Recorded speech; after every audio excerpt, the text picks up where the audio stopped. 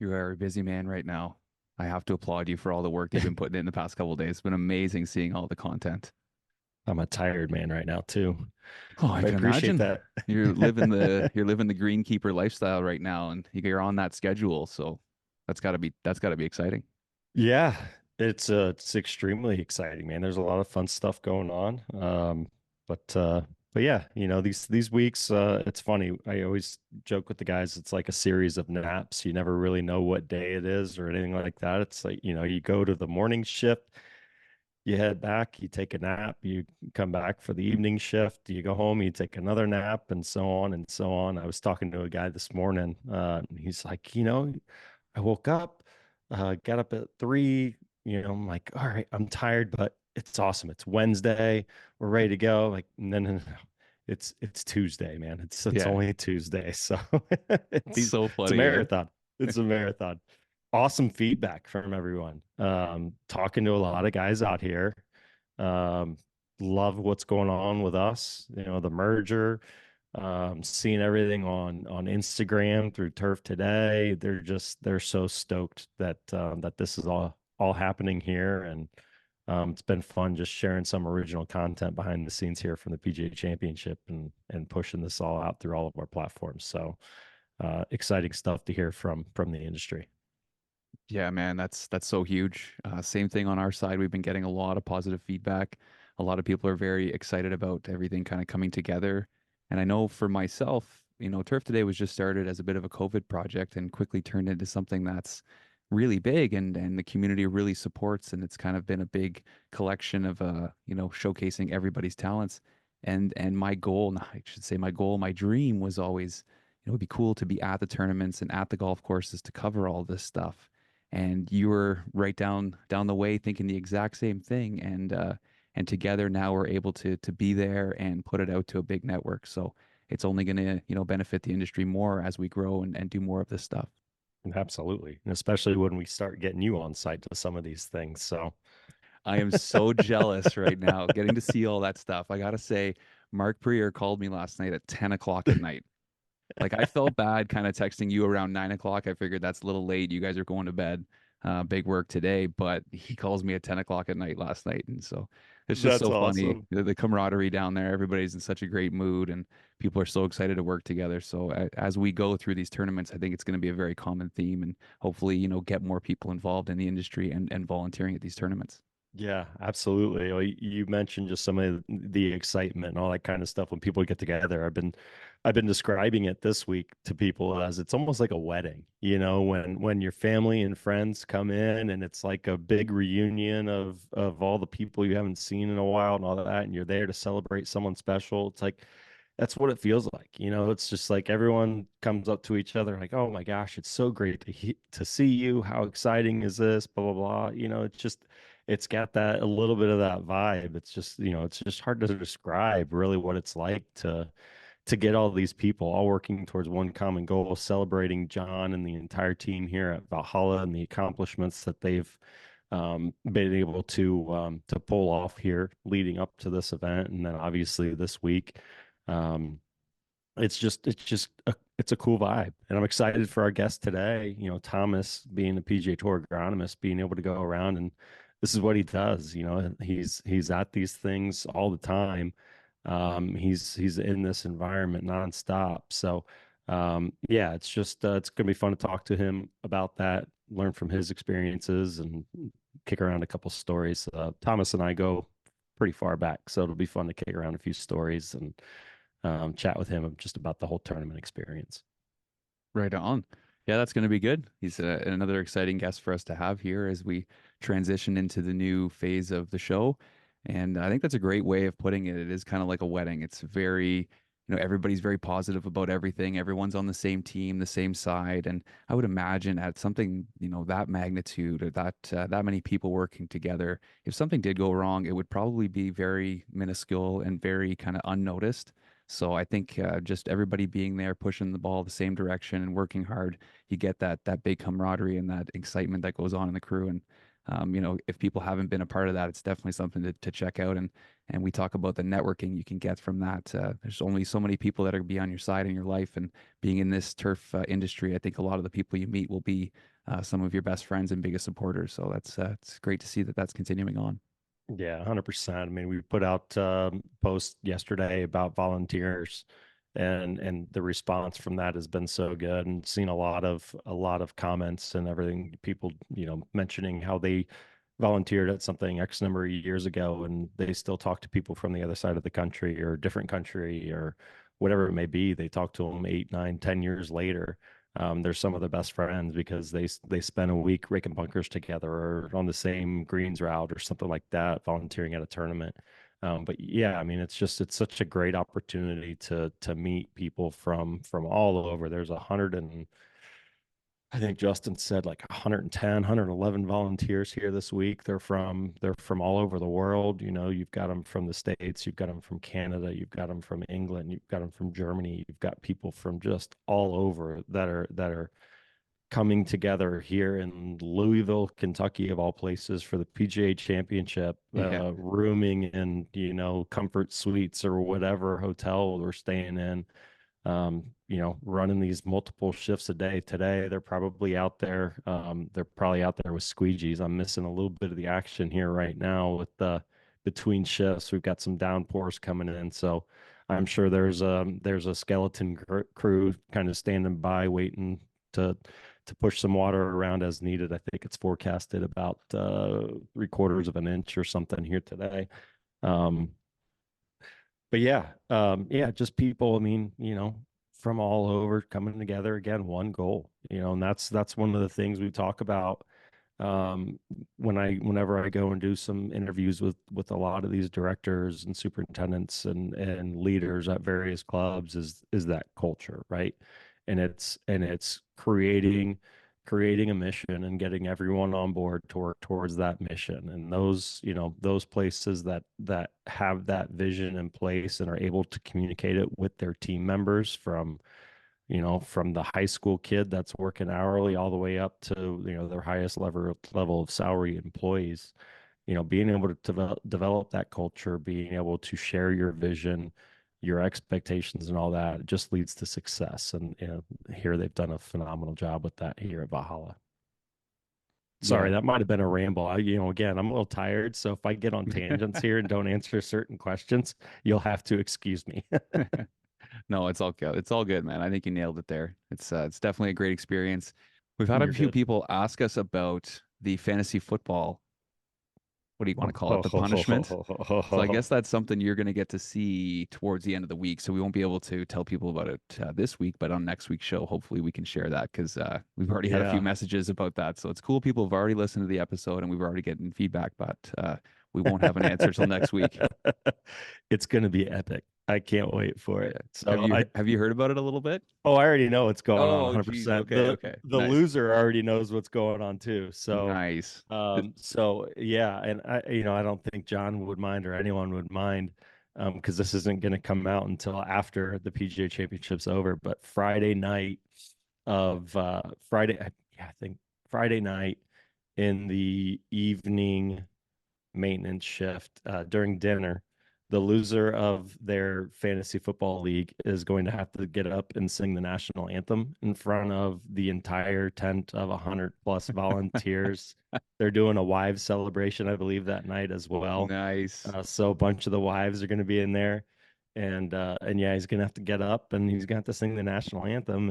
And I told John and the team, I said, yeah, you better believe I'm gonna have my microphone on him and I'm going to be recording the entire thing, and I will certainly help add a little, or rub a little salt in the wound, and his punishment's gonna go out via the network and Turf Today. So That's absolutely, it's fantastic. gonna be a little extra shame for him. It's gonna be a blast. They do say though he's the kind of guy that would probably go out and like invest in vocal lessons and all that kind of stuff, Oh, knowing wow. exactly Yeah. what he's in Okay. for. So we'll see. Nice. Be a little bit of a production for him. I like that. Yeah, yeah, Yeah. it'll be fun to see him again, sleep deprived and all that fun stuff, Hmm. just to see if he remembers all the words and all that. That's true. Yeah.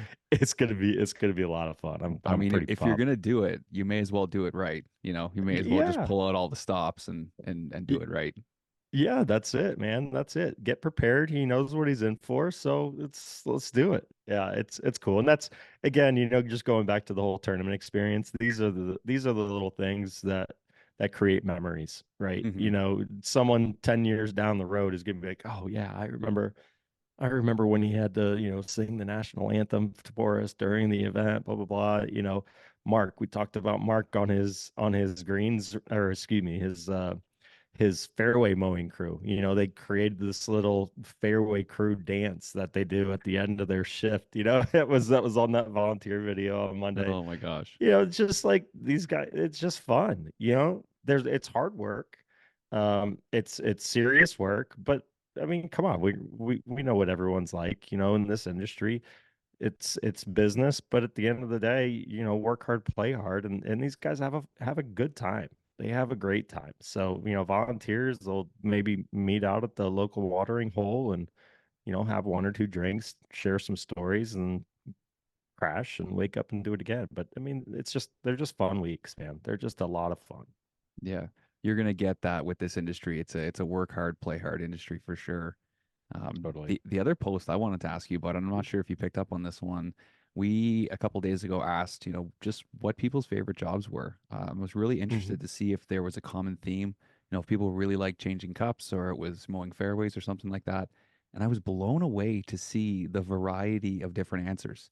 That there seems that I don't know if, at different courses people have this same specific job every day, or people switch their jobs around throughout the week, but it seemed like people like doing different things, and I thought that was really good and really interesting for our industry.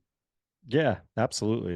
It's people like different things. Some guys are okay with the monotony of jumping on a rough mower and, plug in some AirPods and listen to something for a while. Other guys need a little more energy, and whether it's walk mowing greens, changing cups, something like that, just something to mix it up a little bit. Yeah, it is cool to see. I did see that. There were like 100 or 200 comments, something like that on that, people replying what their favorite jobs are. So yeah, it is neat to see the variety. And this week they usually they'll assign people a singular task. Hmm. So if you're on a greens route or something, you're going to be on a greens route every morning. Some crews, fairway crew, they mowed fairways in the morning. They didn't do it last night, and those guys went out and filled divots. But that's an opportunity for them to walk up a fairway as a group of 8 guys with buckets in hand and all that, and just sit there and tell jokes and stories and that Hmm. kind of stuff. And again, create that camaraderie. But yeah, there are so many different assignments, just on a day-to-day business or day-to-day um, standpoint, let alone, tournament time. So it is cool just to see the variety of things that people enjoy out here. Yeah, and it could be people that get into an operator role. So they start off working the golf course doing different things, and then they find a good operating role, whether it's mowing rough or Yeah. cutting fairways or something like that. For me, I always like doing something different, whether it was Yeah. changing holes one day or spraying the next day. It was just good to mix it up a little bit. I Yeah. think when you do get down to tournament time or member guest or a club championship, you definitely want to have your best people on their best tasks and kind of put your best foot forward. So for a tournament, I would imagine guys would just stick to their same jobs all week. Yeah, yeah, absolutely. It's like you said. I mean, just on a daily operation side of things, there's just so much variety because there's, that's the beauty of a golf course. It's a living, breathing environment. So something's always changing. So you're going to be doing something different. And that's one of the things that I hear all the time when I ask people what their favorite thing about the industry is, and it is that variety, right? You're not doing the same thing every single day. But yeah, yeah, come tournament time, like you mentioned, you're going to want to get your best on certain areas. Most tournaments will do some sort of questionnaire for volunteers, get their comfort level on operating certain equipment, get their comfort level changing holes, whatever it may be. So they can identify the people that they know they can trust in certain roles, people that have operated the same type of equipment that they use at this location, whatever it may be, to again, identify the people they want in certain roles. And a lot of times it's guys that come from clubs where, an assistant has been in the past, or guys that have worked at this club in the past. So they'll have a comfort level already with the people that are coming in for the week, and can easily place them in different parts of the operation for the week. Absolutely. Thomas, Hey, what's going on? how are you, sir? Huh, good. You Recovering. recovering? Did you go on a bike ride this morning? No, that was yesterday. Yesterday? How long? Oh no, just a normal little out and back kind of thing. So, 20 miles? nah, a little more. We're Just a, good. just a Yeah, quick okay. quick 30 miles a day, something like that. Yeah, No big deal. yeah. Thomas, Adam, Thomas. What's up? How are Good. you? Good, thank you. Good to meet you. I appreciate you coming on today. Yeah, is this kind of like your new better half there, Brian? This is 100%. This is the guy that's going to make me look good. Come Y- on, you'll do just fine. You were Well, we'll already see. good. You were already Well, good. I appreciate that, but that's because I was on the other side of the camera. Now it's the camera's looking at me. That's a whole different ball game for me. I feel out of place here. Like I should get some headphones or something. Well, Like hold on. is that your gamer headphone? There you go. It Are you kind of playing is, Call of but Duty with those things? I don't know. I mean, you guys both have the headphone show going, so I'm like, okay, well, might as well. Well, Oh, look, I that's was in the same fantastic. boat. Adam had to teach me how to do this thing the right way, the professional way. The audio, just plug it in here. I can hear myself. I can hear you. I can hear everything that's going on. It's a game changer, man. Appreciate you coming on short notice. Hey, you just caught me at a good moment when I'm actually I home. So, I was gonna say, I was telling Adam, I mean, you've probably got a busier travel schedule than I do. Tell us a little bit about what you've got going on. it comes in waves. We do anywhere from 10 to 12 tournaments a year, and each one of those tournaments requires a 13-day kind of tournament stay the week before the tournament, the week of the tournament, and then anywhere from a 1 to 3 day kind of visit 8 weeks before the tournament to check, hey, how did things go from last winter? Kick the tires, any new equipment, any changes to the golf course, how are you doing? That sort of thing, just to kind of, work on the relationship rather than just coming into the tournament hot, so to speak. So, yeah, you put it all together, a seminar here or there, a GIS, and it's kind of in and around 200 days. So I always like to look at it though as I'm a home 165. See, I need to There take you that go. advice. I need to start telling my It's wife just that. kind of like, look. So in some instances, like I just got off a back-to-back, which was about 28 days. Um, I'm actually happier to get that kind of done because then it means I have more room, like free later, combined versus Sure. doing a tournament, having a week off, doing a tournament. No, let's just get it done. But you got to be worried when you don't have a tournament for a while because then you're like the days don't go away. So it's kind of like here it comes. So, but When you're yeah, when you're in town here in a couple of weeks, you're gonna have to stop by and tell Lauren, give her that insight. Well, yeah, but he's home 165 days. That's great. well, you need to include her. I At do least my one. best. I I know. try Hey, to. I've been with the tour now 7 years. Scary, and my wife knows four people. Like she's physically met four people on the PGA Tour. She's never been to a tournament, even though I'm not talking crap about you, honey. Um, you know, Pebble Beach or is maybe an hour and a half away. Napa is maybe an hour and a half away. We got two tournaments there. It's kind of like, and she always says, she's like, wait till you get the Hawaii one, and then I'll come. And I'm like, There you go. Nice. so I guess she has standards. Wichita in July doesn't exactly stand up to gotta go kind of land. Are you gonna take her up to go see Gourlay? Are you gonna be up in Oh, I Idaho with know. Matt? I'm there on Monday, Oh, so I cool. can't wait. I mean, we write these post-tournament reports, which are just really kind of to kind of summarize how things went during a tournament, areas that we feel like, we might be able to improve. And Matt is like taking that report and just like lit it on fire. Like I mean, he's so far and done over that. I mean, he's crushing it up there. Punching holes in everything, sand everywhere. It's going to be exciting to see what he's done. In fact, he's already told me that I should expect aerification when we fly in. So Yeah, I think I saw that on one of the message boards, or it he's might have been a oddly text or enough, he something. posts everything on Twitter. He It's does. like, hey, we're changing cups today.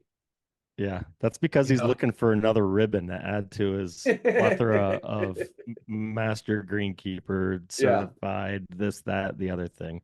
he is definitely the most ribbonous, decorated. Is that a word? Ribbonous?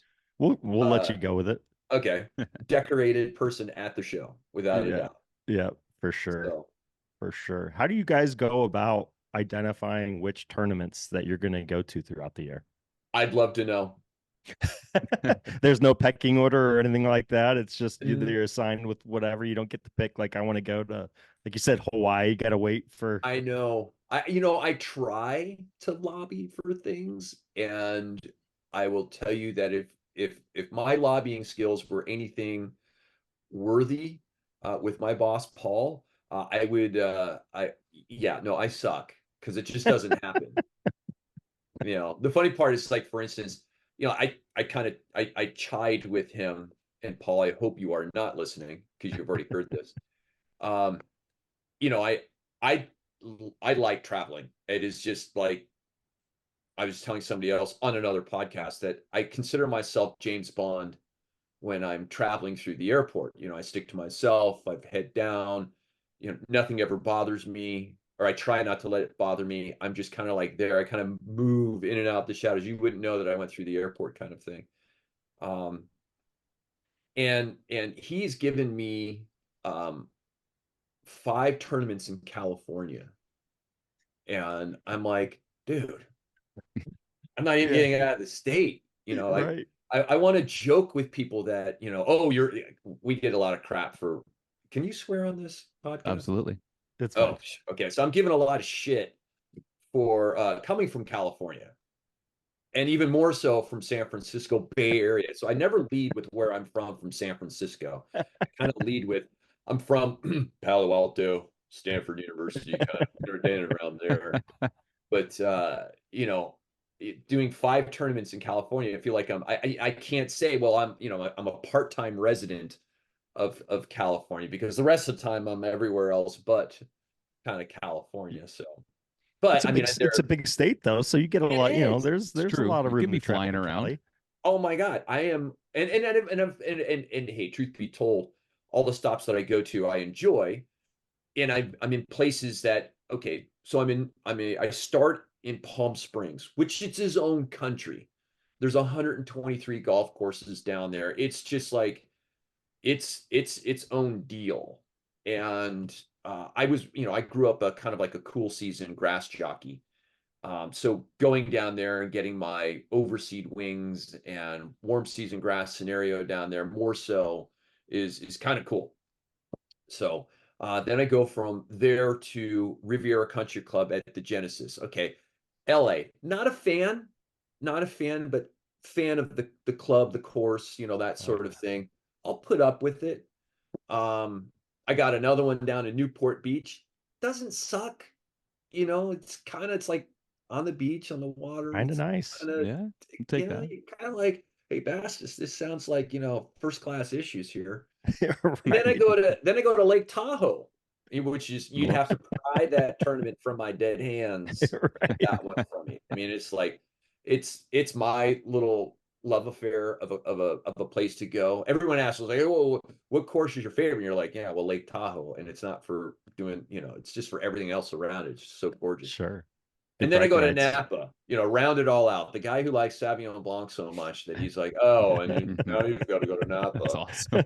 So you're kind of like going, I really have no sympathy for you. So suck it. You're like, okay, here And we then you are. go to Boise, Idaho. And then Boise, although the Boise's getting swapped this year for the Okay. Olympics. So Oh, I get Ooh, to go to okay. Paris. Another, oh, Yeah, nightmare. wow. And seriously. is the wife going with you to Paris? She at No, least going no, to do that? She doesn't want to go to Paris with you? it's not that,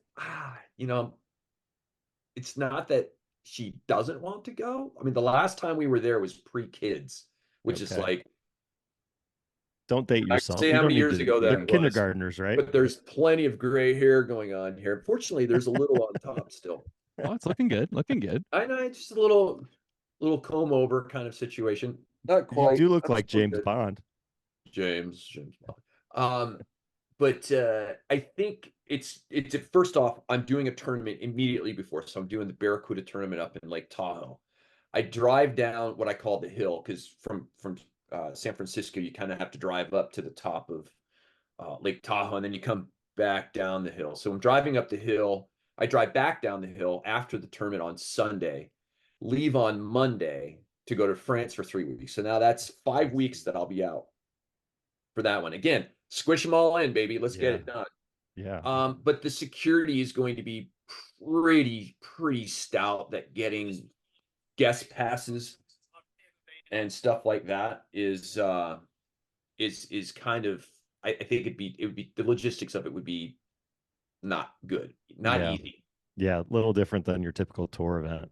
Yeah. Now, if she wanted to fly out after, and meet me in, Monte Carlo or, Hey, for a little Casino Royale, that could work. um, maybe like that would work. But, we've got two fur babies at home, our dogs, and leaving them would be kind of traumatic for her and me. I miss my dogs whenever I'm on the road. So the kids are last one is leaving the house this year. So it's kind of like, oh, God. So Already? I know, dude. Gosh, that's crazy. Yeah, I that's hard to know. believe. 7 years you've been there. I've known you for 7 years. It's I kids grow up, man. kind of do. I'm afraid to say that I'm not staying static myself. You look the same as when I first met you, man. Thanks, honey. You guys. So we heard one of them there, Thomas, Lake Tahoe being one of your favorite spots. What would be Yeah. the other two if we were going to do a top three for you? What would be the other two? Well, obviously Muirfield Village. No brainer. Naturally. Uh, uh. Um, so I like that one a lot. Actually, I just finished one in Myrtle Beach.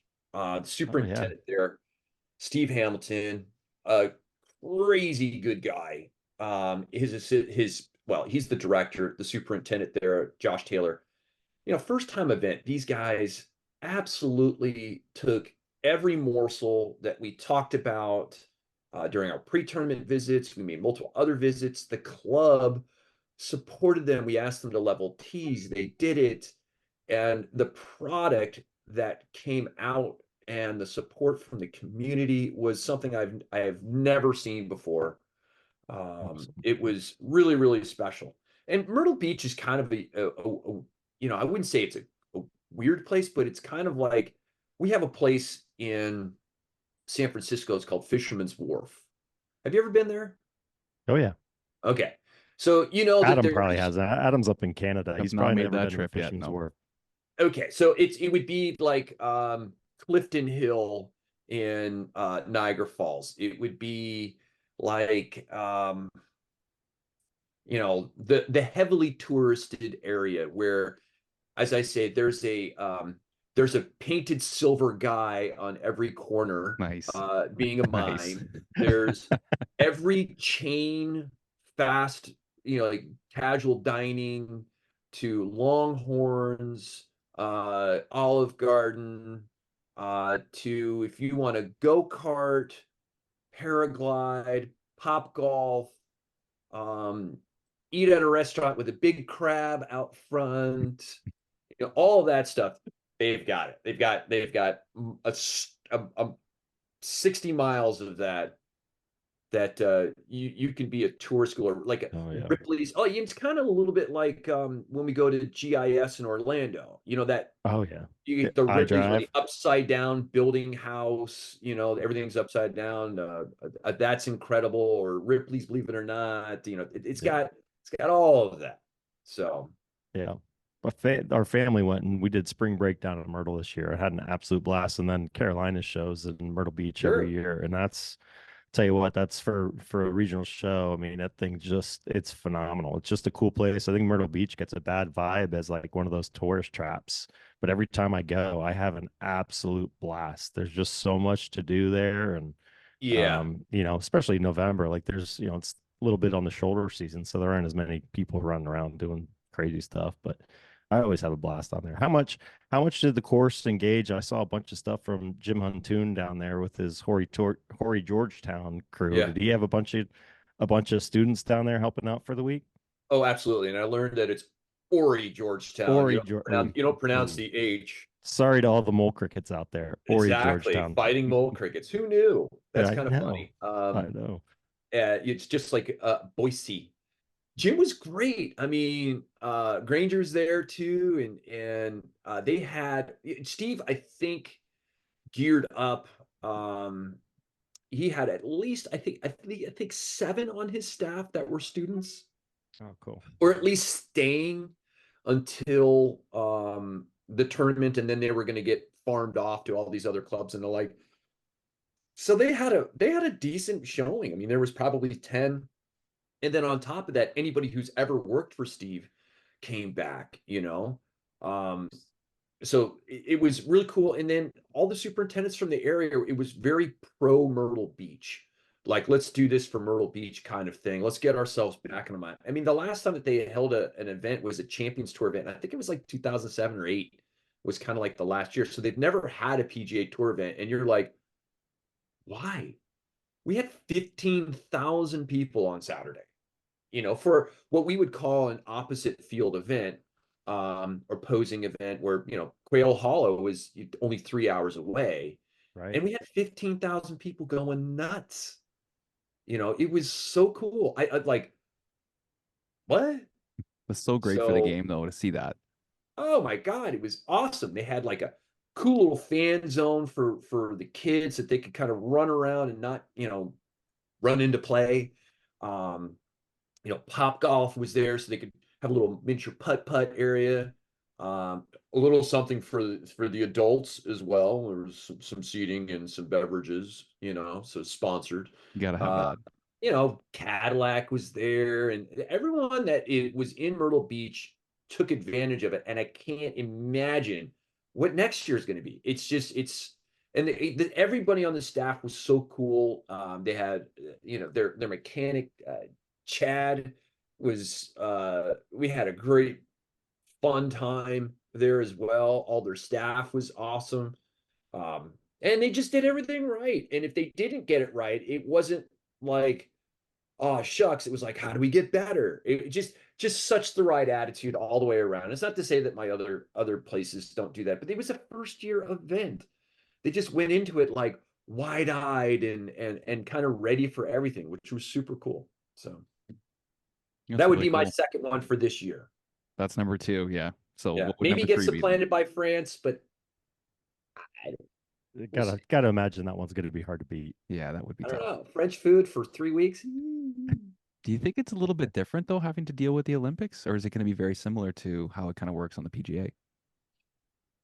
Well, I'm game for anything. If there's one thing that I like is I actually like change. I like breaking it, putting it back together, see if it got better. Um, you could ask my old assistant Javier at Cal Club. He's like, he might say differently. He's like, Bastis, everyone's going home in half an hour. Why are you starting a new project? It's like, because we still have 30 minutes. Um, but right off the bat, what's different is we're doing both the men and the women.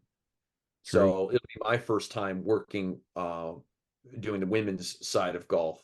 And they play after the men. So Same golf course? yeah, it's going to be same golf course. So it's going to be like, hey, fortunately, Muirfield Village kind of gave me a good start. We did a back-to-back tournament, which was the work day and then the memorial. So I'm at least I can say I've done, conditioning through a stretch. Like, how do you really, it's about pacing yourself. And where are the points that you need to turn up or down, that have the most effect on the championship quality there. And a lot of it is just, it's water. Not that we want to soften up anything, but if given enough time to finish one, going to another. I mean, they don't go. We'll have the first week as a men finishing on Sunday, and then the women would start. Like say for instance on Thursday they get their chance to play their practice rounds and the like. That we Hmm. can kind of softly dial down or softly dial up. I mean, there's different requirements for both. Not to say that anybody is relaxing anything for anyone. So And of there's course, there's different. Mother Nature is Yeah, always and a big then and part of then you it. get Mother Nature too. You know, maybe it rains, so we're all kind of at it. But anyone who's doing the event, it's a 2 week commitment on the volunteer side of things. So, Wow. and then they've got some labor law kind of stuff that you have to navigate where the French employees can't work a certain amount of hours. So it's a unique challenge, or neat unique opportunity. Put that in a different way, a unique opportunity. There you You're, go. So you're you're such a pro. I had that question teed up talking about the 2020. I actually texted Chad this morning if you had any questions I should ask you. And I think the one that I can actually ask you on why are you air talking was to that one. Thomas? Why are you talking to Thomas would be the first question. No, no, no. There are several other that he sent, which again, many of them I probably can't ask you in a recorded session. Why Uh, not? yeah, Do it. I'll just say come on, no. Chad.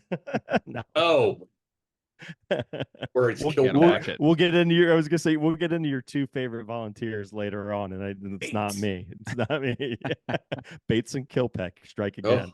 Oh, But yeah, I mean, what? So you talked about the back to back. Talk about that experience. I mean, when I was there, I was there with you that entire 2-3 week stretch.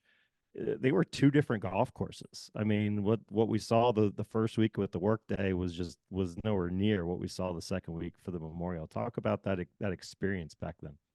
well, the best part, I've been reading a little bit of Jocko Willink's book and building team, and I think why Chad and I work together, and again, relaying off of Jocko's his one of his books, is that you know pain brings people together to work as a team. If something is pain, hardship, those things, because real emotions and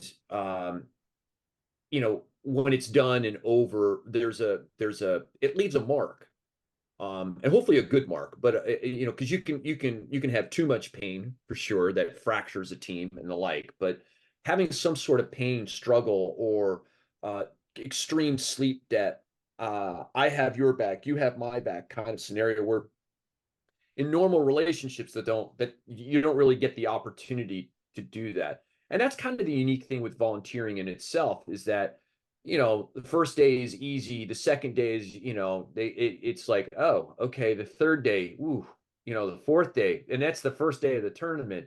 You're like, this is the fourth day I've woken up at 3:30 in the morning and I've been here to 9 o'clock at night. There is a shared experience in that sleep deprivation, in that stay till it gets done kind of scenario. So with that specific event, there was a whole lot of sharing going on. And we had to, talk each other off the ledge. I might have, hyper focused on one thing to a point of oblivion, and Chad the same, and I had to talk him down.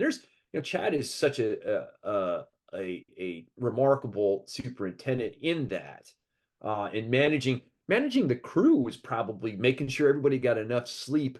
These are all things that had nothing to do with the conditioning of the golf course. What played in our favor was the weather.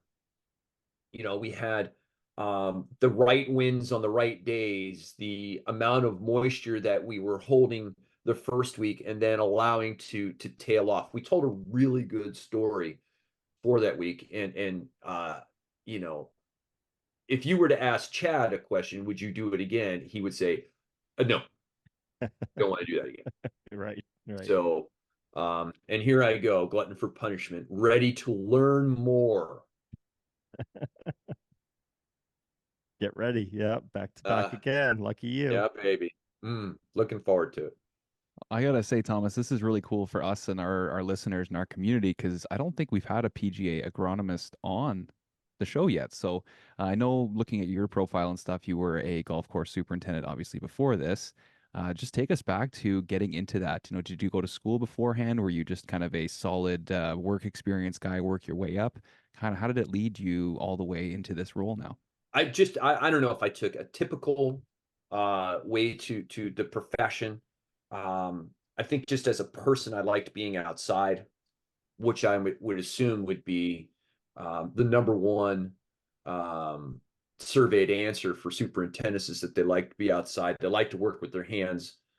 The like where I stray is I think there was a poll that said that most superintendents would tend to like to work by themselves. They're a bit more on the introvert spectrum than that. And hopefully in this podcast, I'm probably dripping extrovert at this point.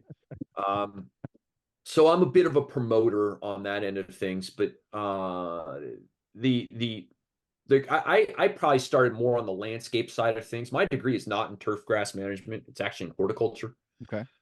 But I got a 4-year degree out of Cal Poly San Luis Obispo, and I was just that industrious little boy with a lawn mowing route that was, probably more enamored with money as a kid, always having a buck in my pocket, sort of thing. Paid for my way through college, bought my first car myself, and I was a hustler. Just loved money. Sorry. Uh, Yeah, nothing wrong with that. Hey. but at the same time, I was fortunate enough to run into somebody who kind of said, "Hey, you could do this as a profession," which I was like shocked. Didn't even like you can get a degree in this.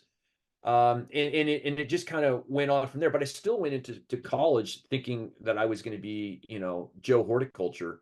Um, I did an internship at Walt Disney World Epcot, Sick. working for That must have Parks been cool. Horticulture. Oh my God, probably one of the best internship experiences I ever had. Working for Mickey was kind of cool in itself.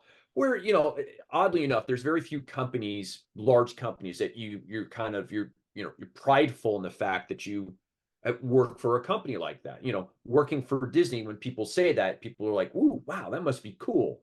And fortunately now I've kind of hit it again with the PGA Tour.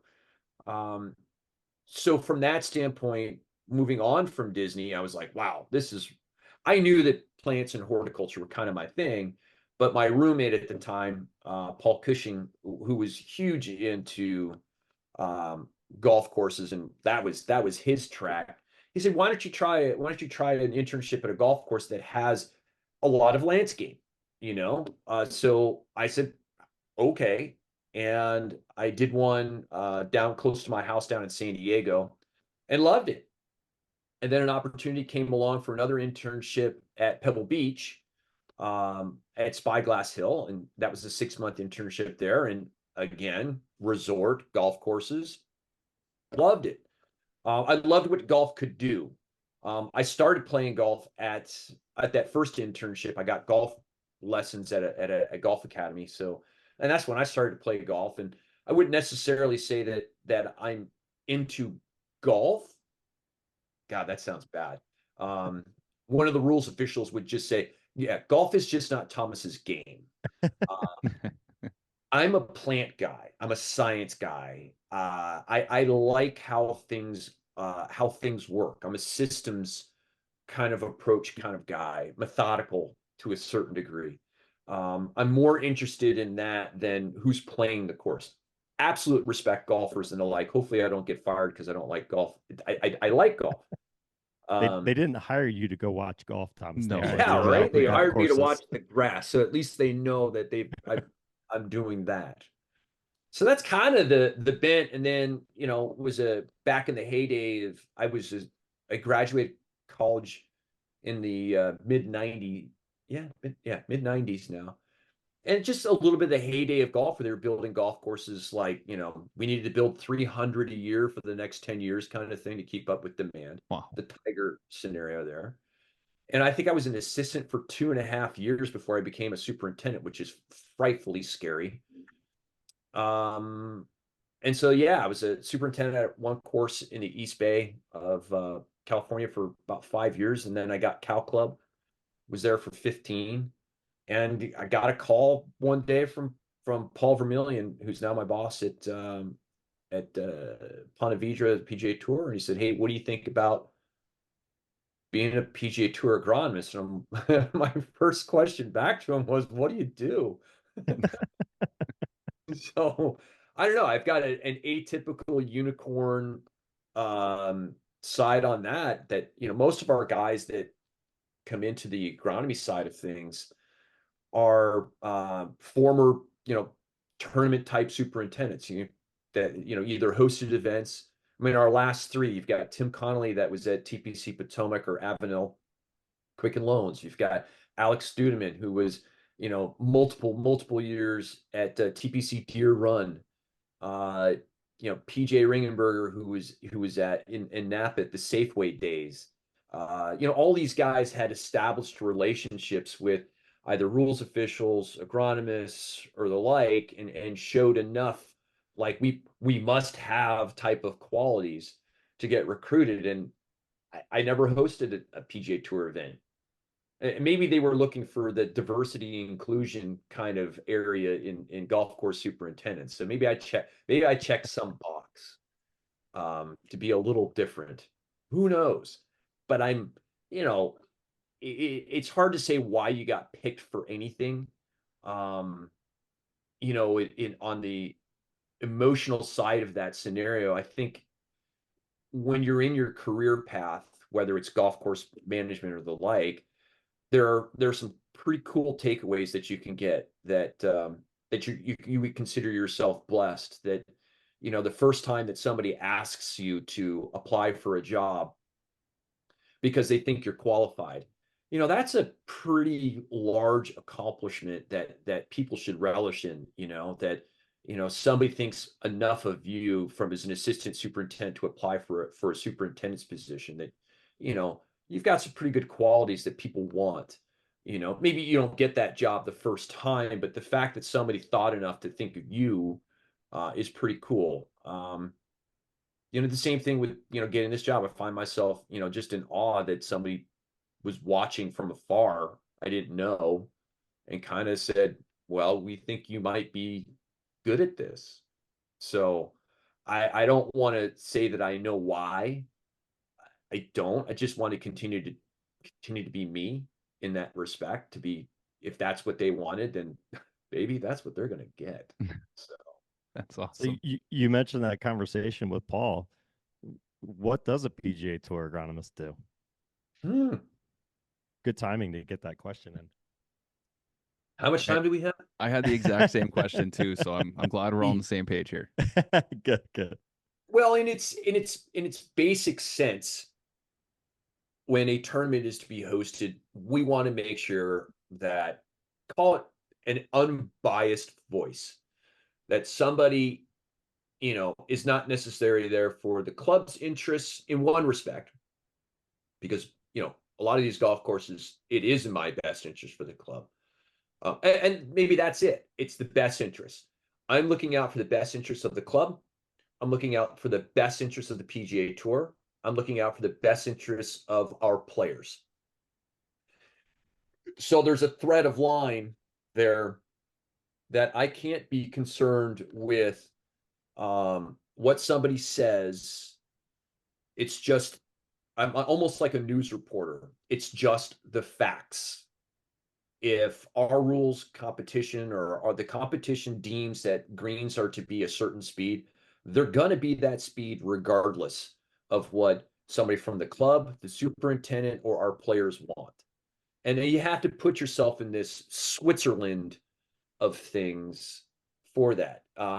So starting over with that question, you are an unbiased, neutral party to say what would be best for the competition. That's the 30,000-foot level, what guides decision making. From there, I think you have to be, and this is a work in progress, you got to start with a relationship. So you got to be good at making a relationship, building rapport. Can you start a conversation? Because you're going to have to start them. If you wait for things to come to you, you're going to be fighting from the back, and that's not what you want. You want to be in front of things. You want to know and this has come with experience. I'm getting better at it. By no means am I a finished product. Um, it's what I call upstream thinking. What are things that are going to cause a problem that you can get in front of that nobody knows that you've solved? If a tournament goes smoothly, they have no clue the amount of things that we have thwarted in advance of that. And I would say that's just being a superintendent in itself. The job is you not being the superintendent, which was probably one of the hardest things to learn out of the gate, to take control. No, in very, very extreme circumstances would we ever consider that. And those extreme circumstances have been I've had to step in as an overriding person because the superintendent was out with cancer treatments, or the superintendent retires during advance week, and I'm the guy. And that's when the show must go on. You've got to be able to plug yourself in there. But I get more satisfaction out of the superintendent and or the directors, making it their own. And I'm just providing that little extra support. So, you could be contacting equipment manufacturers to bring loaner equipment because they don't know people. Finding volunteers, helping them make a volunteer packet, reaching out to industry people for support on that, uh, organization and building the superintendent's skill set themselves, teaching them new things. I'm a bit of a technology nut. So, first starting out with drones, showing the value of drones and how they might be able to add in daily planning. So there's a lot of different things that we end up doing. Major on the data side of things. I do that quite a bit. Showing them that, data is there to act as a marker for repeat success. If we find success at this moisture, this firmness, and this green speed, what did we do to get there?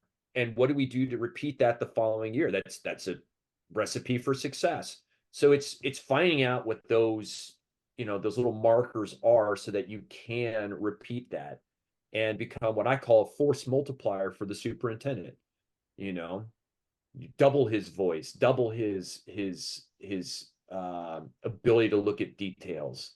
And sometimes you're like in it and running, and sometimes it's like these guys have got it. I mean, go down to Pebble Beach. I mean, it's like they do 2 to 3 professional events a year. They're cruising down there, It's eh? they kind of have it, you know. Riviera, another one. Muirfield, another one. You're just, little here, little there, those types of things, and being an extra set of eyes or somebody who knows what a shared empathetic view on what that superintendent is going through, confidant. Things don't always go well, even at those places. We get weather, you get no rain for 3 weeks, and it's stressful. And so having somebody there that is in the trenches with that superintendent is comforting. So Yeah, you're kind of alongside them the whole time to put out all those little fires. Could yeah, you give doctor, any yeah. would you be able to give any examples of any big fires possibly without any names or courses or anything like that, but any times that you've been in a situation where it's like, okay, I can really do my job here and help out, and like you said, nobody would probably really know because things do go smoothly, but is there something that kind of comes to mind? Well, the easy ones are the one I did down in Mexico with the superintendent that couldn't be there because of cancer. Wow. You're being the reassurance that even if that happens, the show will go on. We will be okay. Um, because the tour is planned for that. So that's a pretty big one, you know. Absolutely. And the same with the superintendent not being there. Or here's one that it just happened. We got 3.5 inches of rain on the last day of the tournament that washed out 60% of the bunkers, and we were deciding whether or not we were going to play or not. And I just kind of said, and the superintendent helped, that it's like we're going to give it hell. we're going to delay tee times until the absolute latest that we can to still squeeze it in at 12 o'clock tee times. And we sure as shit are not going to leave this golf course with bunkers that are not repaired. The tour cannot let this happen, that we're just going to go, oh, well, we just finished we're just not going to play the final round. See ya. You know, even if we had to cancel the round, we were not going to leave that place. I wasn't going to leave that place, you know, like a frat party or something like that, you know? And oddly enough, we put that thing together at the last minute and we finished all 18 holes and we had a champion. And that's the satisfying thing, that if you can give people reassurances that they can count on you to do those types of things. And I think that's just what superintendents embody as a whole. Any one of us as superintendents would do that, or I would say former has been, would do that for any other superintendent. That's why we're so successful recruiting volunteers, is because we have that desire to fix things and to help. My wife hates it sometimes, but all I want to do is fix things. She just wants me to listen. I don't do well with that, I guess. Patience, right? You learn that on the golf Oh, course for sure. yeah. My wife has a lot of patience for me. Thomas, how do you mentioned kind of being Switzerland, and tour wants something, superintendent course may want something else. When those two aren't aligned, how do you go about tackling those types of situations? Oh, um, the best I can. I don't know that every situation is exactly, maybe what I do is I'll wear you out. See, I'll be like, hey, starting so you we don't need to do that, some of the examples I'll use, let's just say green speed. Let's say we're at odds with green speed or something like that. And I give them the look, we don't want to be number 5. And they're like, number 5 is like, okay, let me put it to you this way. I'm going to ask you guys this question now. Can you name 4 tournaments where green speed has caused an issue on the fast side of things? Yes. Okay, give me one. We're going to go back and No. forth. Give me one. Give me No. one. No. You can't? No, I can. I just don't Oh, want to. I don't want to call anyone out like that. I've got friends in all these different places, man. okay, I can't do that. fair enough. But we can say that we kind of know a We've all few. seen it. Yeah, Yes. you've all seen Yes, it. we've all seen it. Okay, we've all seen it. Perfect. Thank you. Learning. You're right. That would have been okay. But we've all been there. And I'm like, we don't want to be that. Nobody has ever been blamed for having greens that were good or um or too slow for that matter. I get sometimes there's a lot of that. Sometimes there's a 59 watch where the club's officials come down on the superintendent and says, the hell that somebody's going to shoot 59 at our golf course. You know what I mean? Yeah. They don't stop play for slow greens, right? Exactly. They don't. And the players And won't complain, right? That's no, not an they issue. don't. They're all playing the same golf course. And a lot of times we're so deliberate about where we are with these green speeds that we do it like the tournament that we had with the 3.5 inches of rain. Our greens were maybe 10, but it was blowing 42. Mm. So it's like if we were out there cutting and rolling, and when the greens are when it's 42 miles, they think we'd lost our mind. And so you have to look at what's coming ahead, and the players understand that somebody's going to be watching on their behalf, so that doesn't happen. It's not that we don't want, give, props to the club for having the greatest greens in the world, but sometimes you can't win more than winning. There's no winning more kind of thing. And sometimes that's the approach I have to say. I'm like, dude, we can walk away from this and we've won. Stop. There's no more, there's no better winning. We've got this. You have been successful. Ride the pony to the end with the hands up.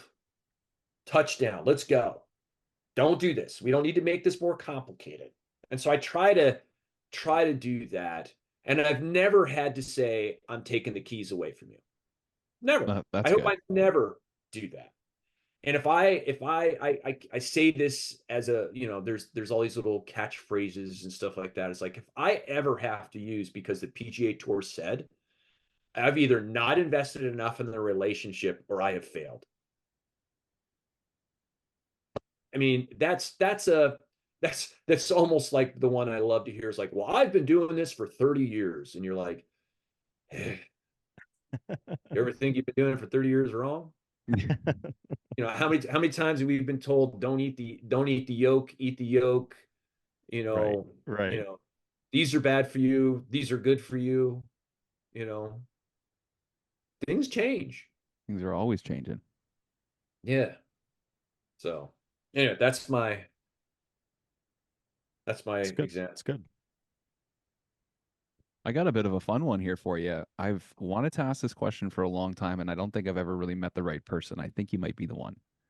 I've always wondered about hole placements for a big tournament or, any PGA tournament. Is that something that is decided by the PGA or is it decided by the superintendent and their staff? Is that all predetermined? Is that something that gets kind of changed up as the weekend goes on? Can you talk about that a little bit? Sure. So there's one agronomist that is on site and he's there the week before. There is one rules official that joins me. We call the advanced rules official. And that advanced rules official goes around the golf course with me. He starts laying out the penalty areas and getting the general feel of the golf course. On Monday of tournament week, a additional set of 7 to 8 rules officials come in, and there are two that are designated the front nine setup and the back nine setup. They will completely own where they're going with their hole locations, providing the right balance, providing the right test, providing the right locations, and metering out the competition over those 4 days. They will set a whole location for Wednesday's pro-am so that they don't, screw up the tournament hole locations. Hmm. I work in concert with them to make sure that areas that they want to use on a green work for their setup. It's not too fast. It's not too firm. It's not too anything. That if there's a unique place on the green that they want to use from a competition standpoint that they feel is challenging or the right amount of challenge, they employ me to make sure that those conditions meet that whole location's requirements. And that's where we work 100% lockstep with them to make sure that it works. That's why we control green speeds. Sure, we could always have faster green speeds, but then we would have pretty boring setups. And that's where I don't get it with country clubs. There's this masochistic approach to setting up the member guests and the like, where in some instances, our green speeds for the PGA Tour, we have to slow our greens down for our events compared to member events. And member events are also playing, usually it's a 1 day or a 2 day. They don't have to find 4 competitive hole locations for an event. Right. So yeah, they've got the one spot on the green that they can put the cup, but every year it ends up having to be the same spot. For us in some instances, it's usually the same thing. Sometimes we only have 4 locations because the way that the architecture of that hole works. But at the same time that members are wanting 13, they don't want rough that's 3.5 inches because they feel like they would be making the golf course, because they can't play it. They get upset when you take out a tree because they feel like you're making the golf course too easy. They want the greens to be so because they want it to be hard. It's this weird kind of like, I don't get. It's a disconnect. So that green speed is the driver of quality of a golf course, and it couldn't be farther with the truth. Fortunately, the GS3, the USGA ball, is going to give us a couple of more metrics to look at, like smoothness. That smoothness should be the priority over green speed. So we've been playing around with that, and you've been testing that even before it was launched. How do you think that GS3 is going to change the industry? I hope for the better, but there's obviously some minds that are there. You know, figuring out where to use it, how to use it, and the like is a little nebulous at best right now. So I think that I think that small communities of users will get together to share their experiences. We're starting to get into an area with some of these metrics that are spread across golf courses now and not course specific. Like, the best one to say is, like, if we go to uh, golf course A, and during the tournament we find out that the best moisture content in the greens is at 17%. That's what makes this golf course tick. I cannot take that 17% to the next golf course I go to, or the next golf course, or the next golf course. It is a metric unto that golf course that's what that is. Mm-hmm. Green speed the same way. It is a metric to that golf course. Some golf courses have no more than 2.5% slope on their greens, and some have places that have 10. So you can't put the green speed in the same kind of parallel. Firmness is one that does kind of move across a couple of things, but even then, it's still, are your greens push up. You're more a victim of how your golf course was built, more so than what you can realistically do to your golf course. You can get it to trend better with sand top dressing and aerifications and those types of things. So now you get to two other metrics, which by and large, smoothness, trueness, I kind of treat the same. They if one goes up, the other one goes up. If one goes down, the other goes down. I haven't been able to pry apart the differences in their metrics. I'm really concentrated on the smoothness side of things. There's one that can move across golf courses. If you're putting a golf course and you putt one golf course one day, one golf course the next day at similar times, there's a quality there apart from green speed, moisture, firmness that carries from one golf course to the other. There's a characteristic there that becomes desirable, that I prefer smoother greens versus bumpy greens. And I think that's where there's some minefields to be had on how the metrics are treated, shared, and the like. So there's a pitfall to it, but at the same time, I think that green speed hopefully will take a back seat, because if you have faster, bumpier greens, our players would prefer smoother, truer greens over faster greens. And that might change how we manage things.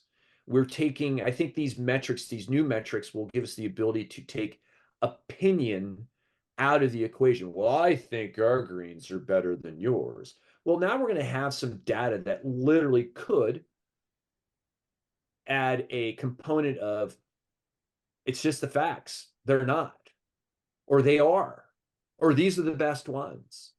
But I think there's a hesitancy on a lot of people to start posting what those are. There's also times at which, like, you can't have the smoothest greens all the time. So there's where I hope that we focus, is that you focus on when you need to be the smoothest for your event, and those things that contribute to that, more so than trying to chase something that, much like anything, you can overdo everything. Consistency is key. So if we're working off of the smoothness, then that could be something that could be really helpful for sure. Yeah. Yeah. I'm interested to see. It's so new, and we're a creative bunch as superintendents. So I'm really Hmm. interested to see what people do with it. I wish there's just a little bit more on how to get started rather than just doing it, so that its use becomes that much more effective. I'll give the example, and maybe I'll help spread the word. And this is an opinion of Thomas, not anybody else's. It's just an opinion. Just an opinion. What do people say on their Twitter posts are my own, or thoughts are my own, sort of thing? Right. Qualification. I don't know if that's You're not precludes me speaking from on getting. behalf of the tour here, right? Yeah, I don't think that precludes me from getting fired, but No, you're good. we'll tread lightly here. So Yeah. hopefully this podcast stays in Canada. But I think if we're talking specifics on this, and I'll give some ranges. I give a bit of a talk that says that the smoothness component is on a scale from, I believe it's now 0 to 17. Okay. And I'm going to do this. I'm going to take the ball when I get it. Mine has been shipped to Muirfield already. The magic orb. I'm going to, 0 is considered glass. Okay, so I'm going to find either a concrete floor that is as smooth as a baby's butt, which would probably be Chad's maintenance facility floor, without the decorative cracks and the like. And then 17 is a gravel road, and I want to find a gravel road. Maybe it's the bogey lot or something like that, and roll the ball. And I want you to take a picture of me doing that, and we'll post that number. But in essence, it's saying that 0 is the starting point and 17 is the starting point. And that's been even weird in itself. I used to think it was 15. And then I was talking to one of the USGA guys and he said, well, I saw 16 something. So I guess now the bar, it's an open-ended bar on the back end, but 17 would be an extreme example of like a triple aerified green with, 50 tons to the acre of sand on top of it or something like that. So start with those metrics there. And then I was given a talk when I first started that 4 is considered a good green. And I would say it's not a great green. I would not say it's a bad green. I would say it's a meat and potatoes, solid green. And I would agree with that. So anything less than 4 starts to move on the high achiever. If you're in the 3s, I would consider that a very good putting surface. If you're in the 2s, I would say that is exceptional putting surface, especially on repeated days and the like. And I think that you have to look at 7-day averages on that. I have seen ones, upper ones, crazy smooth. You're like, whoa, wow, does this thing work? So you see that where you measure that, I believe, from my perspective, because there's more than just smoothness and trueness on these things. There's green speed too. Wow. And Firmness. and firmness. But as far as what's measured rolling, using the ball and the like, I don't think that you should be getting your smoothness and trueness numbers from your stimp meter location. I mean, I'll tell you why. There are very few places on a putting green that you can get a proper stimp reading. And the USGA wants you to fall within a certain amount of distance from a roll, what we call the out and the in, or the up and the down. They want you to stay within a certain inch requirement that is not overly sloping in one way or the other, but relatively level. If the ball can go out and come back on the same relative distance, you've got a good spot. And that would be a good stimp spot, even for normal golf balls, which I can't believe we now have to say normal golf balls. So when you get that, that's a stimp spot. But at the same time, if it's only one location on the green, how can you attribute for what golfers do to the green? So what we started doing is we started measuring. If you want to continue to use green speed, use your green speed spot, but on the actual app, you can check the metrics that you want it to actually store. So you can uncheck smoothness and you can uncheck trueness while still keeping the green speed. Okay, now you get that one. And that's a minimum of 6 rolls. That's 3 down, that's 3 back. And the USGA actually wants you to do 4 from what I understand. 4 down, 4 back to make sure that you get the stimp for that green. That's a lot. And Bluetooth, you can't roll more than 1 ball. So that's going to be a little bit of a time deal. And they're working on that as well. So Now on the smoothness side of things, what we do is we follow the hole location. So we put a pace or two in front of the flag. We'll do 2 rolls, so 1 over, 1 back. Then we will move closer to the flag, either above it or below it by a couple of inches, making sure that we don't actually stimp into the Make hole. it. Yeah, make it. You're like, damn it. And we'll do a roll that way and a roll that way. And then we'll do the same pace or two behind the flag, and we'll go that way to that way. And at least there, we're kind of calling it the money putts. The putts as they get to the hole, where the rollout of that golf ball, you know, it has a lot of eyes on it, where you're seeing it wobble, and because it's supposed to be slowing down in the area that you're supposed to be putting to. And every person that plays golf has to end there. Mm-hmm. So that's the metric that you should be getting in the morning there. And you should equally be finding a time at the end of the day, whether it's at 2 o'clock, and finding this, making sure that you do it before first golfer, and then making sure at the end of the day, doing it at a specific time to account for consistency in the data collected. Like at 2 o'clock before everybody goes home, or 2:30, you go out to those 3 greens, you get the post, so that the amount of golfers that go and play on that specific day, they all end at the same spot. They have to putt into that hole, that you're getting the, what I would call the putting area decline, so that you kind of see what's happening. You would find that, getting that 1 is quite an achievement, but what you finish at is probably a bigger achievement. It's amazing. So yeah, but so then we use the analogy. Well, what happens if your stimp meter location? Let's say you were getting your smoothness and trueness rolls at the stimp meter location, because you're trying to, do 2 things at one time here, or 3, I should say. Let's say the stimp spot's back left, but your hole location's front right. It's going to be an atypical, review of your putting surface, because that stimp meter location is going to not move in theory. It will stay consistent. And let's say you got a 3, it might be a 3.5, just because, grass grows and those types of things. But if the stimp meter location is next to where the hole location is, it might be a 7 or something like that. So you're getting this, you're getting invaluable information from that.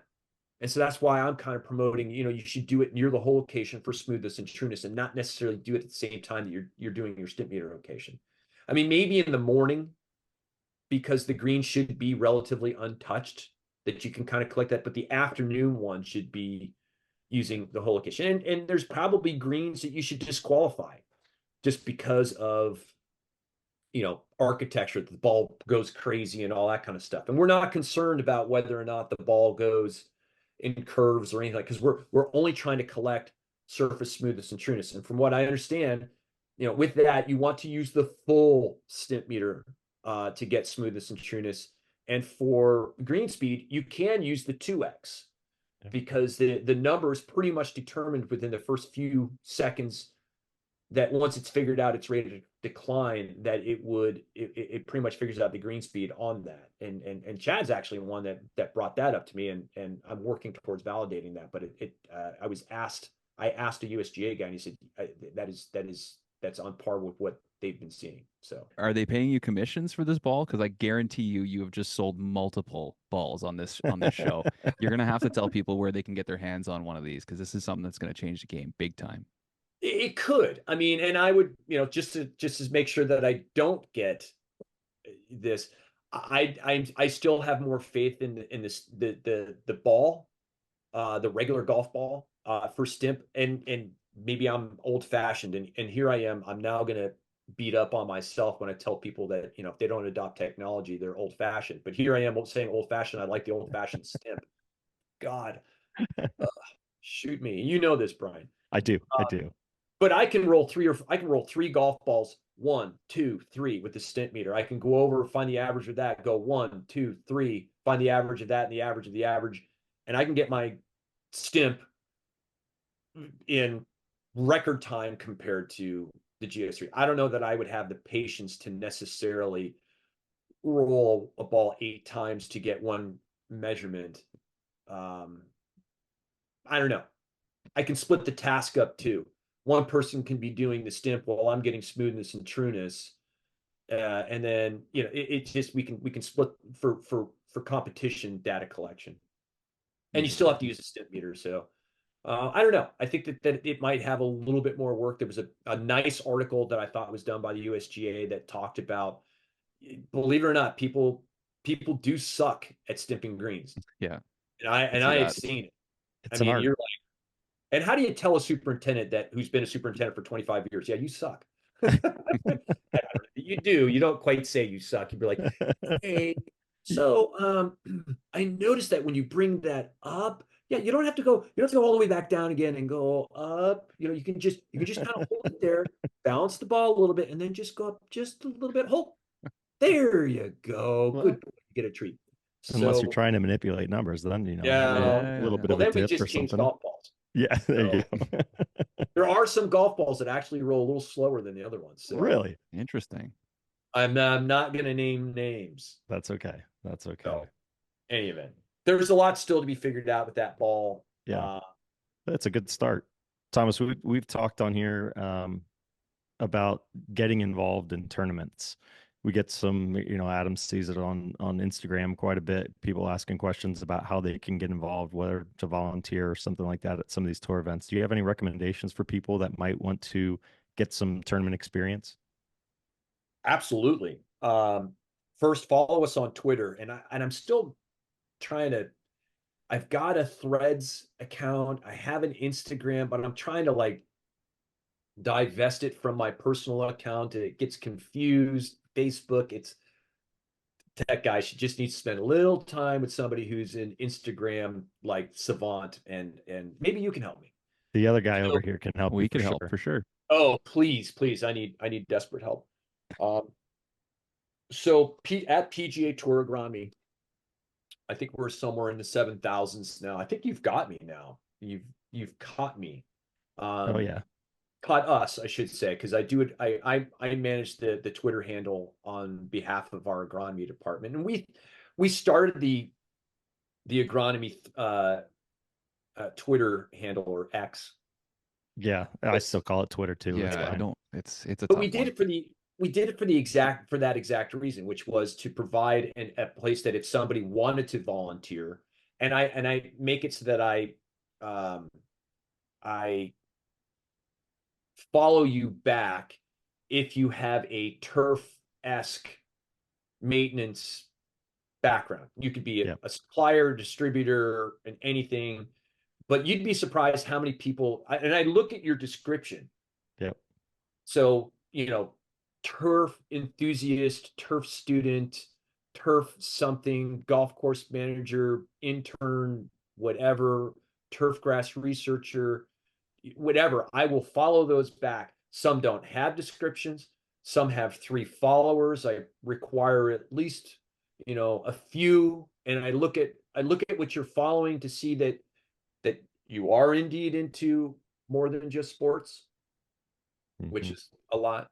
So I And look at try their to posts get, too. You look at their posts, and if they don't have like one turf related post in the last 10, it's like, I don't know. Yeah, I do yeah. that too, So Thomas. it's kind of weird to kind of like vet that out, and I do, so I don't get as many bots and the like. But Yep.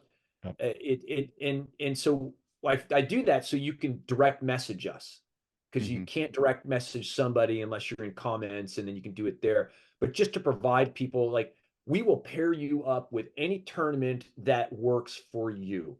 If you want a small experience, if you want a large experience, if you can only volunteer at the end of the year, at the beginning of the year. We get a lot of Canadians Oh yeah. from January till about the beginning of April. And People April's a want to little be bit out of of here a right when it's nice and cold and frosty. yeah. And so Cabo San Lucas tends to be a huge draw. Riviera, huge draw. Bay Hill, huge draw. There you go. Um, and so we're willing to put you together on those types of things, to make sure that something fits for you. Sometimes people are looking for a particular experience. Like we had guys that specifically requested, and this was the guys out of Seymour uh, uh, Golf Club out in Vancouver. They wanted to be on the bunker crew, and it was awesome. Derek came down and was in the bunkers of Riviera. To say that I worked in the bunkers at Riviera, because I mean those bunkers are they're pretty badass. Yeah. So Iconic. yeah, exactly. So to say that you did that one year is awesome. And so we try to make those things happen. I was just watching John Ballard and the your video on volunteers, and we try to have fun. Look, our deal is not to beat you into submission and do what we want. We want you to get the networking opportunity side of things, the skill development at a higher level, to see how an extreme organization happens. I try to spend any amount of time that I can with somebody who wants to know behind the scenes, what we're doing, how we do it. If they're not on the data team, I'll show them how we do it. I'll give you an introduction to how we manage it, how we record it, how we do anything. I've And actually you've got just a lot to teach people on that. I've seen the insides of it, like the 2x times the one down plus yeah. this and that. You've got some great algorithms and all that fun stuff going on. Wait till you see my new hand watering one, where we take Uh-oh. this is the greatest one. This is the newer one that I'm perfecting, and I've just created these custom poker chips. I used Benton Nice. Hodges is a guy that's new and upcoming on the turf grass side of things with technology, and he started a WhatsApp chat group, and he uses AI to generate images, AI image generation. And some of these things are freaking awesome. And I'm like, I want to create a poker chip for hand watering. And you're like, well, why do you do that? Well, okay. So the red poker chip is when you're out with your TDR and you're I measuring like and you want to this. do hot spots. A lot of times we don't necessarily have the staff from that club managing that. Sometimes we have former assistants, new people that come in that have a high degree of skill, but they don't know the greens yet. And so we have blue, wet, red poker chips for hot, that as they're doing the TDR, so they don't forget that, after 25 spots that you're kind of like, ooh, that one's hot, that one's not, that one's hot, that one's not, that one's hot. You can drop a poker chip in the areas that you need to address from a hand watering perspective. And then there's the blue one to stay away from. You're like, ooh, wow, I didn't know that would have been. And so you can put that one there. And, you start using these poker chips, and they have a PGA Tour Agronomy and an AI generated little hose on a green, which was awesome that he helped me create those.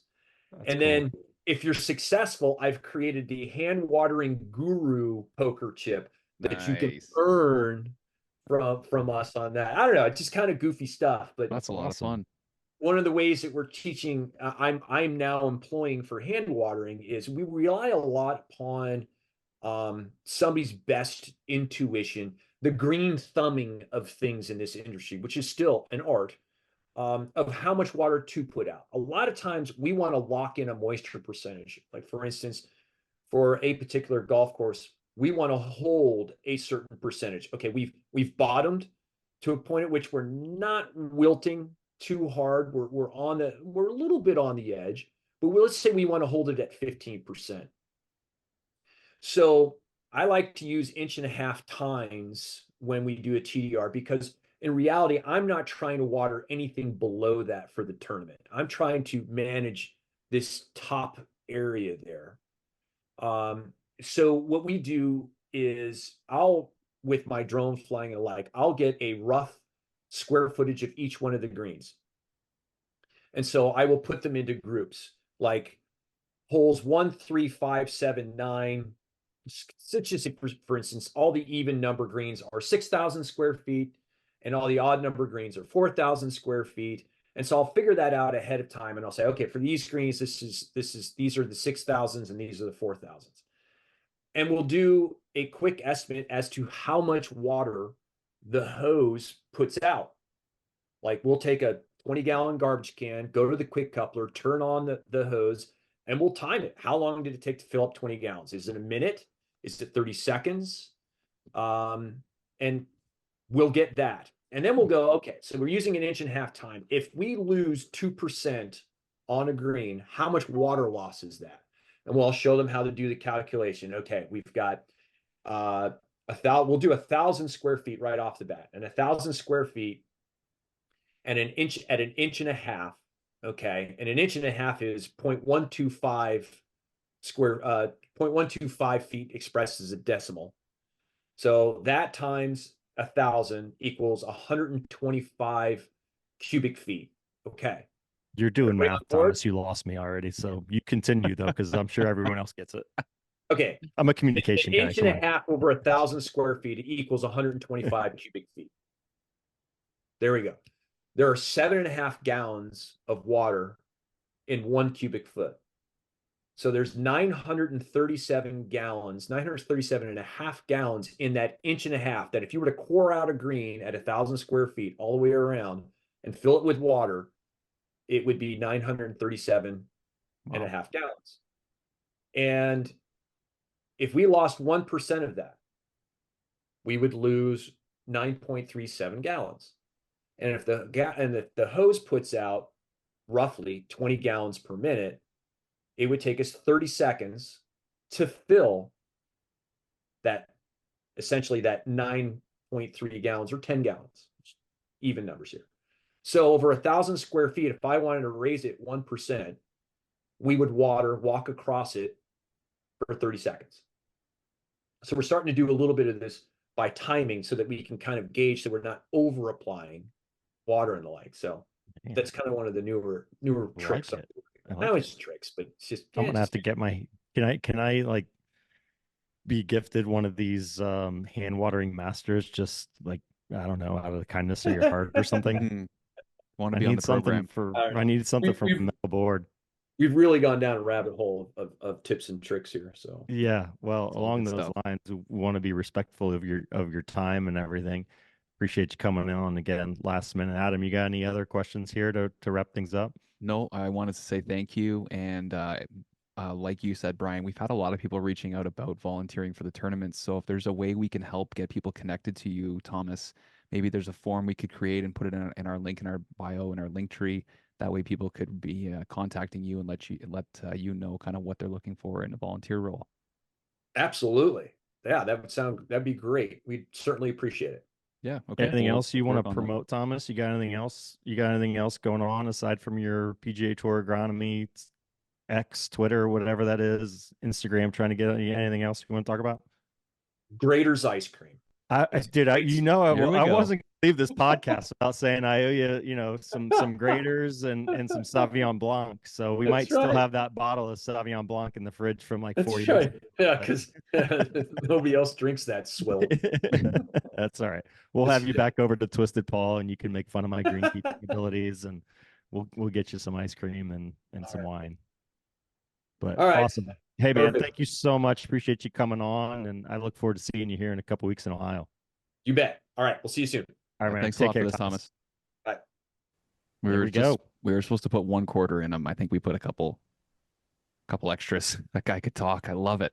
He's fantastic, man. He is fantastic. So Yeah, it's I've been working with him for, like he said, he's been on the tour for 7 years now, and I've been involved at the memorial for quite a long time now as well. And so I've gotten to work with Thomas on several occasions back when I was helping with the data team out there to, now just kind of walking around and cruising around with cameras and stuff. I've done a lot with Thomas and just gotten to know him really well. He's a phenomenal guy. It's a very interesting position. Listening to him talk about everything that he does is, there's a lot involved. There's definitely a lot involved. And a lot of it, again, is, I mean, it's being a friend at times, walking people off ledges and so forth. It's because tournament time can be stressful. So he's a nice sounding board at times, and, can help calm people down, remind them, it's okay. Everything's going to be okay. Let's just trust the process and keep going. So he's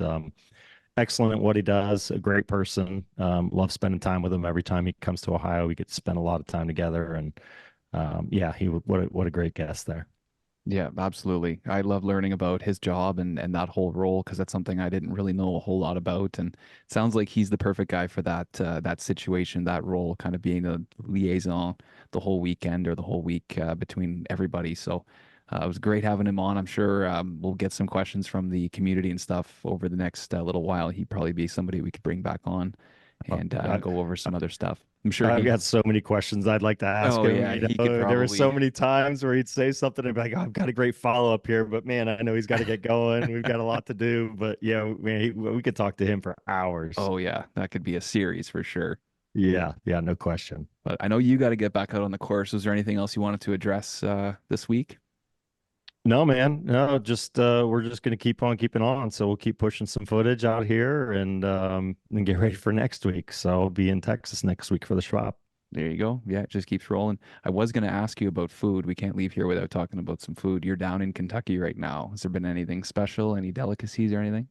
No, not yet, man. The hotel I'm staying at, there's not a whole lot around us, so I haven't gotten to experience much of the local fare here. But and most of the meals have been in the volunteer tent, and this morning was breakfast burritos and some fruit and that kind of stuff. But yeah, no, unfortunately, haven't been able to get out and enjoy whether it's I don't even know what they'd be known for. I don't know if it's the ribs, if it's what their thing is in this area, I but I'm gonna have like to seek something out. my guess is fried chicken, but that's just being a True, Canadian true. thinking Kentucky Yeah, fried Kentucky chicken. I Fried don't know. Chicken. Yeah, little Colonel Sanders action. Yeah, there you go. Yeah, no, haven't been able to experience any of that. So we'll see if we get some time to venture out a little bit later on this week, and I'll report back to you. Nice. Yeah, that'd be good. Keep people up to date. Yes, absolutely.